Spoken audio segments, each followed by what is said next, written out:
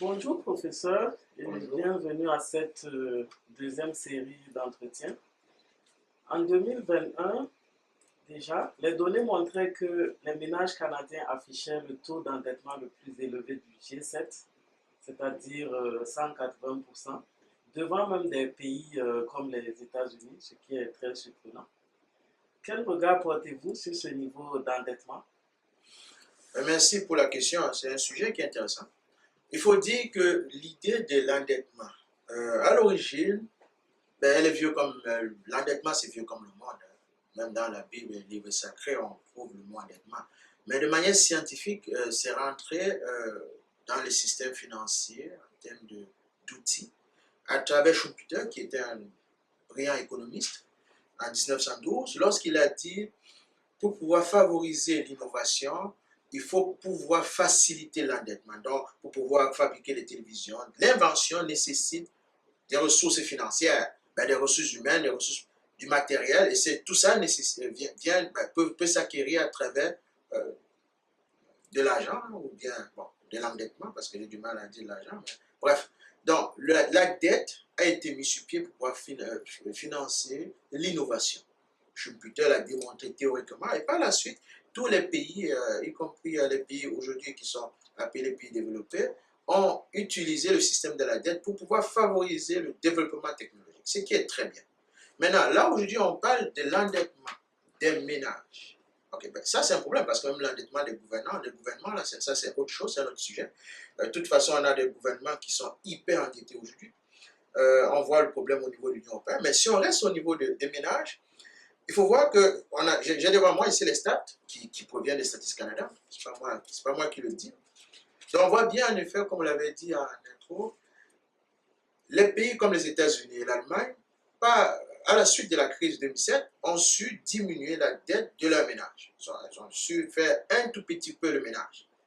On va dire ça comme ça. Ils ont su diminuer la dette de leur ménage. Ce n'est pas encore parfait, là, mais nous autres, contrairement à ces pays-là, on est juste en termes de croissance. Là, depuis, la dette du ménage ne fait que croître. Là, on a dit à peu près 180, je pense, le dernier chiffre de StatCan parlait de 187 ou un truc comme ça. Mais bref, on parle de 187% du revenu disponible. Donc, ça, c'est quand même assez important. Mais il faut aller dans les détails des statistiques pour comprendre où le problème se trouve, ou bien l'ampleur du problème. La dette des ménages, si on regarde les stats canadiennes, pour la plupart, 40%, c'est l'hypothèque. Donc, ça veut dire que l'endettement des ménages, c'est beaucoup plus l'hypothèque qui représente une grosse portion de l'endettement des ménages canadiens. Ça veut dire que si on veut baisser 40% de l'endettement des ménages est dû à l'hypothèque. Donc, si on veut baisser la dette des ménages, on sait quoi faire. On sait où il y a le problème. C'est l'endettement. Pourquoi c'est l'hypothèque. Pourquoi l'hypothèque est un problème ou représente une grosse proportion? On va retirer le mot problème. Là, on va dire pourquoi l'hypothèque représente une grosse proportion de l'endettement des ménages? Parce que tout le monde s'est dit il doit avoir une maison. Tout le monde doit avoir une maison, peu importe l'âge. Il faut se dire, je ne suis pas en train de dire qu'on ne doit pas acheter une maison. Chacun doit acheter ce qu'il peut payer. Chacun doit faire à la limite de ses moyens et suivant la nécessité. Généralement, les gens achètent la maison parce qu'ils sont dans une communauté où tout le monde achète les maisons. Donc, pas imitation, pas entraînement. On est dans une société où aujourd'hui, on veut de plus en plus d'espace pour ne rien en faire. Il y a des gens qui ont 4 chambres, ils sont juste 3. Qu'est-ce qu'ils font? Ils payent du gaz pour les chambres vides, ils payent du chauffage pour les chambres, ils payent de l'hydro-Québec pour les chambres vides, ils nettoient les chambres vides où personne n'y est. C'est la même chose que le transport. Là. Lorsque vous êtes tout seul dans votre voiture, vous transportez de l'air, c'est pareil. Vous avez une voiture 5 places, vous partez au travail tout seul chaque jour dans ces 5 places. Donc vous avez 4 places que vous transportez, c'est de l'air que vous transportez. Donc c'est la même chose que les maisons. Les gens achètent de plus en plus de grosses maisons, on va dire 2 garages, 3 garages. Donc plus on a de garages, plus on est important. Ce qui n'a rien à voir avec la valeur. Et si on va avoir plus de garages, il faut avoir plus d'endettement. Et ce que les gens font généralement, ce qu'ils ne comprennent pas, que lorsque la banque, même si elle fait sa part, veut calculer le montant qu'elle peut vous donner, elle passe sur la base du revenu brut. Ok, après on va dire qu'on prend juste une proportion sur le revenu brut, mais il revient que le revenu brut qui fait la base de votre calcul n'est jamais ce que vous allez recevoir. Donc, on ne comprend pas tout de suite, c'est que dès que vous empruntez exactement ce que la banque peut vous donner au maximum, vous êtes déjà dans l'eau chaude. Vous n'êtes pas capable de payer sans sacrifice cette hypothèque-là. Ce qui est clair quand il dit sacrifice, c'est qu'il s'agit de loisirs, il s'agit de faire des jobs à côté, ainsi de suite. Vous serez obligé de travailler très fort pour pouvoir payer une hypothèque parce que c'est à la limite de vos capacités. Donc, le premier conseil que je peux donner, c'est éviter de prendre exactement le montant maximal qu'une banque vous propose. Il faut toujours aller un tout petit peu en dessous.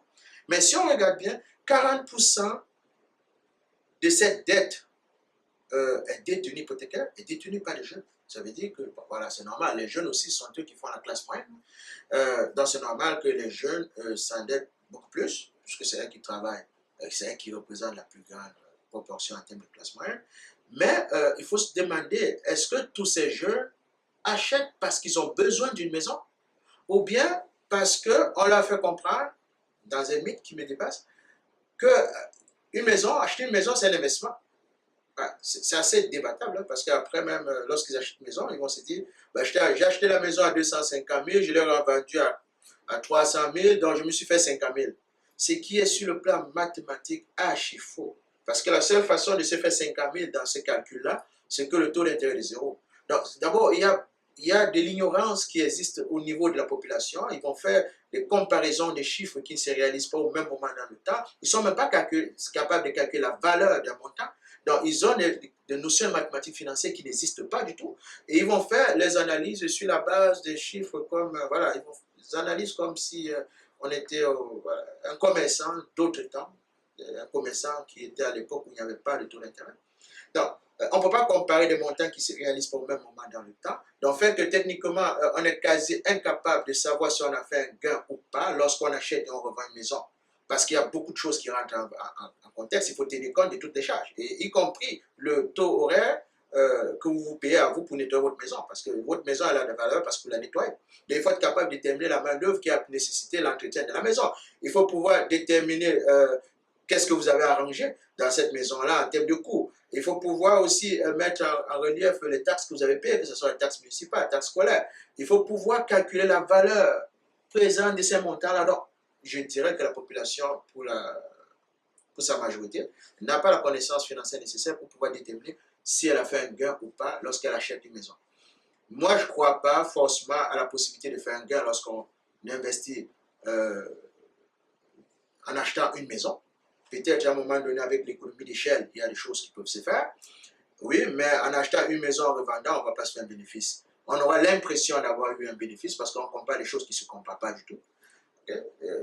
Mais voilà, d'abord, il y a une jeunesse, pour ma part, sur mon point de vue, qui emprunte beaucoup pour acheter des maisons parce qu'on leur fait comprendre qu'acheter une maison, c'est épargner. C'est épargner. Si acheter une maison était épargné, là, était équivalent à épargner, mais le compte épargne n'existerait pas dans une banque. Donc, ça veut dire que logiquement, si un compte épargne existe, et puis il y a l'hypothèque, ben, ça veut dire que ce n'est pas la même chose. Donc, puisque après, il y a le risque relié à la revente de la maison. Donc, fait qu'un compte d'épargne, le seul risque que vous avez dans un compte d'épargne, c'est que votre banque ferme. Mais si vous avez une hypothèque, vous avez beaucoup de risques. Vous avez le risque de prix. Donc, vous ne pouvez pas revendre votre maison comme vous voulez. Si vous êtes en période où voilà, il n'y a pas de demande, là, donc vous allez devoir chuter votre prix, ainsi de suite. Bref, l'hypothèque, une maison devrait s'acheter par nécessité, parce qu'on a besoin, pas parce qu'on pense en faire un business. Ça, c'est mon point de vue. Mais après, il y a si on regarde les statistiques plus en détail, la stat qui est inquiétante, c'est qu'on regarde bien ce que Statistique Canada nous dit, c'est que pendant la COVID, là, il y avait 38% des Canadiens ont emprunté pour payer les dépenses quotidiennes. Et c'est gravissime. Ça veut dire, pour manger, pour se vêtir, 38% de la population a emprunté pour des dépenses quotidiennes. Ça veut dire que c'est de la mauvaise dette. La dette a de la valeur lorsqu'on investit. Il n'y a pas une banque, il n'y a pas une entreprise qui prend la dette pour payer ses fonctionnaires. On prend la dette pour pouvoir mettre dans un projet. Mais dès lors qu'on prend la dette pour manger, ben, on n'a pas investi. Manger ne produit rien. Manger, ça ne produit pas de la valeur. Ça nous permet d'avoir un souffle de vie, mais ça ne produit pas de valeur. Bon, déjà, on comprend qu'il y a quasi 40% de la population qui emprunte pour les dépenses pendant la Covid, mais c'est quasi équivalent avant ou après la Covid. Si on regarde, c'est 2022, le chiffre que je donne, 40%, 2022, après la Covid, juste après, à emprunter juste pour les dépenses quotidiennes. Ça, c'est quand même assez stressant. Et si on continue dans les détails, On voit, StatCan nous dit qu'il y a 25% de la population canadienne qui a emprunté plus qu'elle ne peut rembourser. Là, on est rendu à un quart de la population qui emprunte plus qu'elle ne peut rembourser. Ça veut dire que cela, c'est déjà un problème pour le système financier. Je ne sais pas combien ils vont pouvoir rembourser. Hein. Bref, mais si on regarde de manière désagrégée davantage, on se rend compte que 40% de la population immigrante récente, 40% en 2022, a emprunté pour les dépenses quotidiennes. Ça veut dire qu'on a des immigrants qui viennent. Ben, on a les immigrants récents. Je ne sais pas c'est quoi récent, là, mais j'imagine que c'est moins que 5 ans. Je n'ai pas lu le détail de la définition. Mais il s'agit du fait que les immigrants récents vont emprunter pour les dépenses quotidiennes. Et ça revient à ce que j'ai dit dans une des vidéos que nous avions. On emprunte pour des mauvaises raisons. Et la population immigrante aussi, parce qu'elle est dans la volonté, elle arrive parfois un peu âgée, elle est dans la volonté de se réaliser très très vite, donc elle va aller emprunter beaucoup pour des mauvaises raisons. Acheter 2 voitures, vous êtes 3 dans une maison, vous avez 2 voitures. Il y a peut-être même la femme qui ne travaille pas ou l'homme qui ne travaille pas. Une seule personne travaille dans un ménage, il y a 2 voitures. Bon, c'est quasiment une inutilité. Mais bon, on va voir que lorsque vous avez une seule voiture, c'est quelque chose de curieux. La norme voudrait qu'on ait au moins 2 voitures. Bien pire, pendant la COVID, non, 2022, on avait, selon Statistique Canada, 50% de la population qui n'avait pas de l'argent de côté pour faire face à une urgence. 50% de la population n'a pas d'épargne. Là, on va droit au mur. La plus petite crise qu'on aura, ben, on va frapper au mur si on ne fait rien. Je sais que les gouvernants sont au courant, ils sont conscients de ça, ils doivent gérer plusieurs choses en même temps. Mais il y a lieu de faire quelque chose. 50% de gens qui n'ont pas d'épargne, qui n'ont pas suffisamment d'argent de côté pour faire face aux urgences, c'est assez inquiétant. Bref, comme je dis, on emprunte pour les mauvaises raisons et la population canadienne, pour la plupart, en effet, c'est mon point de vue, là, emprunte pour les mauvaises raisons, et les statistiques qui ne sont pas les miennes, semblent soutenir ça. Donc je dirais qu'on est un peu trop endetté et il faudrait bien qu'on fasse quelque chose. Professeur Tandja, j'aimerais rebondir sur l'endettement au niveau des immigrés là. Parce que ce qu'on constate, c'est une tendance assez importante chez les immigrés, bon, je vais dire précisément de l'Afrique, hein, qui contractent énormément de dettes lorsqu'ils s'installent au Canada et la plus importante des dettes naturellement est le prêt hypothécaire. Donc ils vont acquérir ça pour des maisons de 1,5 million dans des zones, 1,5 million dans des zones comme Toronto. Que pensez-vous de cette tendance-là? Parce que ces gens-là pensent que c'est vraiment un investissement et qu'à tous les coups, d'ici 20 ans, ils vont revendre ces maisons à peut-être des, je ne peux pas dire des dizaines de millions là, mais peut-être 5-6 millions. Et quand ils seront vieux, ils pourront peut-être prendre cet argent-là et repartir en Afrique pour se couler une belle retraite. Que direz-vous à ces personnes-là ou que pensez-vous de cette tendance? Ben, ça, c'est un bon point. Je dirais d'abord que ma première préoccupation, c'est que je ne sais pas comment ils font à Toronto ou à Vancouver pour être capable, avec le niveau de salaire pour la communauté que vous avez précisé, la communauté africaine, le niveau de salaire que je vois, je ne sais pas comment ils font pour être capable d'aller emprunter 1,5 million. Je ne sais pas si les lois de Toronto sont assez différentes de l'Ontario, mais bon, c'est déjà assez curieux d'abord qu'ils soient capables d'aller emprunter comme ça. D'abord, mais maintenant, emprunter pour être capable d'aller à la retraite avec 1 million, 1,5 million en Afrique, bon, pourquoi pas, mais il y a plusieurs risques. Le premier risque, c'est qu'on ne vive pas assez pour pouvoir voir la retraite. Ça commence par ça. Et puis le deuxième risque, c'est que pour pouvoir payer ces 1,5 million d'hypothèque, il faut quand même travailler. Donc il faut encore qu'on puisse être capable de manger même pendant la retraite. Parce qu'on peut être suffisamment malade pour être, je sais pas, assistance respiratoire. Si ça continue de même, on peut se retrouver, oui, parce que pour beaucoup, de ce que je sais, c'est que pour pouvoir payer ça, ils font plusieurs jobs en même temps. Et puis en ce moment, la vieillesse, ce n'est pas la belle vie qui les attend, la vieillesse, pour autant qu'ils sachent. Bon, maintenant, l'autre risque, c'est que l'économie est dynamique. Donc, ça veut dire qu'aujourd'hui, oui, les maisons qu'ils ont, ça vaut 1,5 million, mais rien ne veut dire que dans 20 ans, ça va valoir 1,5 million. Là, on a l'avenue du président américain qui est là, Donald Trump. On voit déjà la guerre tarifaire qu'on essaie d'éviter. On voit déjà comment le marché, d'ailleurs, n'a même pas réagi à la baisse du taux directeur parce qu'il y a des inquiétudes sur le marché obligataire. Donc, on n'est même pas sûr à quoi ça va ressembler. Comme j'ai dit, il y a le risque qui est relié au prix de vente. Il faut pour autant que vous soyez capable, et c'est déjà arrivé ailleurs, si on regarde l'exemple de Détroit, lorsqu'il y a eu ralentissement économique, juste ralentissement, pas la crise, hein, ralentissement économique, là on a commencé à voir les prix des maisons à Détroit qui baissaient parce qu'on a des géants comme General Motors qui avaient quitté la zone. Il faut encore que l'économie reste statique de sorte que voilà, la valeur soit conservée.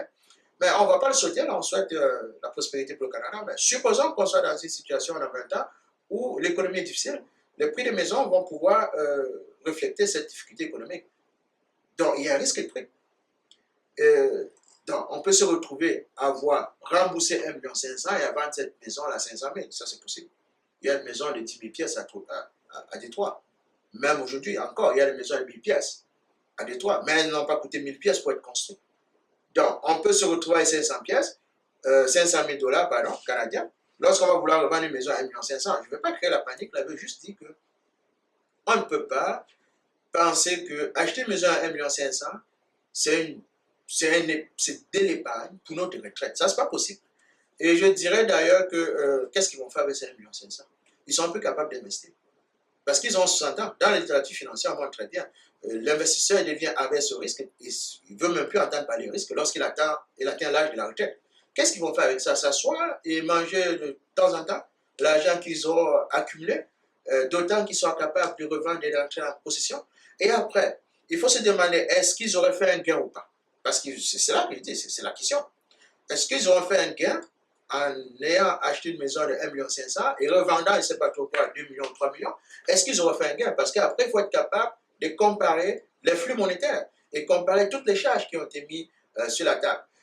Tout ça pour prendre un risque de prix de revente, qui n'est pas le risque le plus petit. Il suffit que le gouvernement fédéral décide que, bon voilà, je veux bien que la dette des ménages baisse, mettre les instruments sur pied, que la Banque du Canada, dans son autonomie, mette aussi les instruments sur pied, pour qu'il n'y ait plus des acheteurs sur le marché. Ils peuvent littéralement, parce qu'à un moment donné, on va devoir adresser le problème qui est relié à la comment on va dire ça, au boom immobilier ou surtout à la bulle immobilière. Parce qu'il y a une bulle qui est là. Elle n'a pas juste encore explosé. Les maisons valent trop cher. Donc, et c'est vrai pour les zones de, même nous on n'est pas exclus à Gatineau, hein, c'est vrai pour Vancouver, c'est vrai pour Toronto, c'est vrai pour Montréal, c'est vrai pour Gatineau. L'accès au logement est devenu un problème. On voit très bien pourquoi les gouvernants essaient de mettre les mesures sur pied pour que les jeunes puissent avoir accès.